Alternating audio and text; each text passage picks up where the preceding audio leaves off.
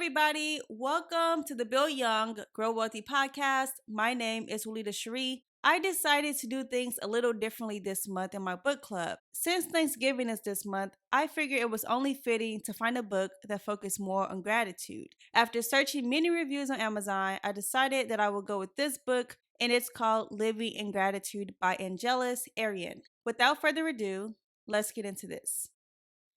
So, first of all, I want to say that this podcast episode isn't a book breakdown. This is going to be more of a book review. Now, like I said, I picked up this book, and when I picked it up, I actually had the intentions on reading the entire book from cover to cover. But when I opened the book, I realized that the author designed this book to carry you through a full calendar year. And because of that, I decided only to read the fall passages because it is currently fall. So I only read September, October, and November so that I could gauge how the book is. And so far, I can honestly say that this book is a book that I'm planning to read throughout the upcoming year. The author wrote this book by approaching the topic of gratitude from a cross-cultural perspective. And the author gives us maps and tools and practices that are based on perennial wisdom. Perennial wisdom is timeless wisdom that is multicultural and has been passed down from generation to generation. You can read this book independently, with a partner, or in a group.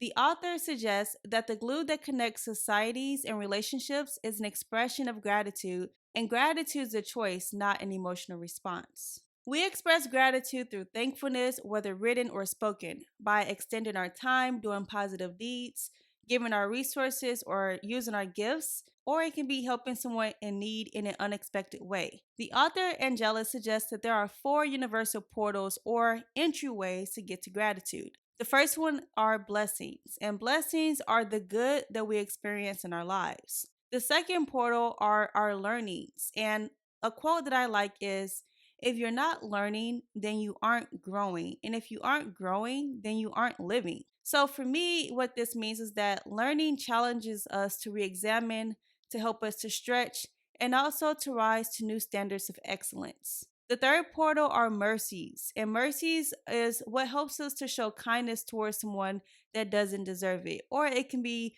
flipped where we receive mercy from somebody when we don't deserve it. Protections is the last portal, and protections are prayers, rituals, or invocations to protect yourself from both the seen and the unseen. Now that you have an understanding of how to obtain gratitude, let's discuss the benefits of gratitude in the 4 quadrants of life that Angeles talks about in this book. For the benefits for health and wellness, the author suggests that when you show gratitude for the health and the wellness that you do have, you actually experience better sleep, you're more motivated to exercise, you experience more positive emotions, you find yourself wanting to help people often, and it helps you also to reach your goals faster. So, no matter how good or bad your health is, showing the gratitude for what the little health or the extended health that you have will help you to have a better quality of life. The benefits for work environments and communities.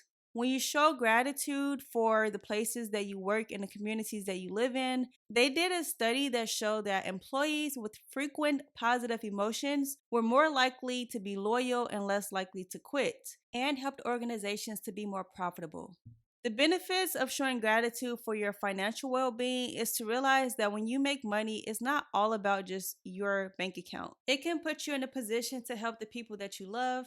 It can help you to afford better protection for yourself, and it can help you to be more generous towards social issues that are dear to your heart. And then the last quadrant for your gratitude, the benefits in your relationships for showing gratitude is when you show gratitude to others, you actually develop a deeper bond with those people that you are connected with. Now let's take a sneak peek of what you can expect if you decide to read this book. So with January, it's going to focus on beginning anew, which is going to offer you the opportunity to reopen your life with fresh eyes as the new year commences.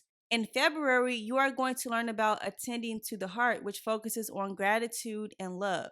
In March, you are going to deal with compassionate service that shows you how serving others will bring you gratitude. In April, you are going to see how mercy and atonement can help you to focus on traditions of purification, redemption, and liberation.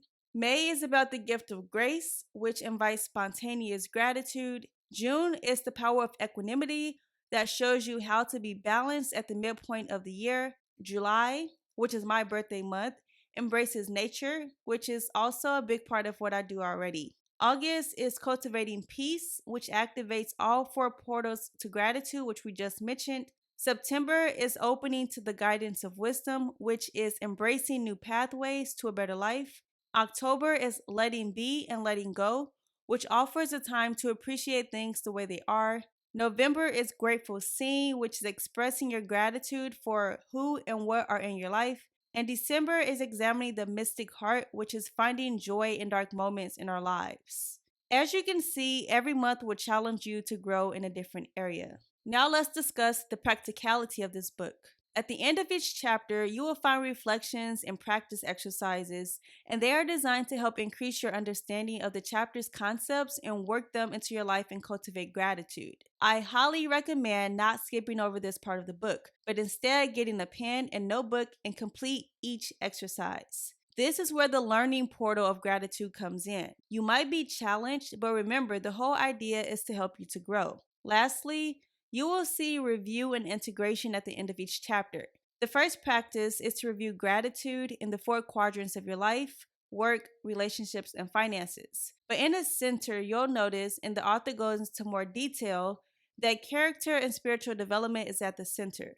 Then you will examine the internal and external experiences for the four portals, which are blessings, learnings, mercies, and protections. And basically, what you'll notice is that every single month, it'll have you to examine what happened throughout that entire month. So you'll see blessings, learnings, mercies, and protections every single month. So every month, you are going to self reflect both your internal and your external experiences for those four things. So, what do you think about this month's book club? Is this a book worth reading?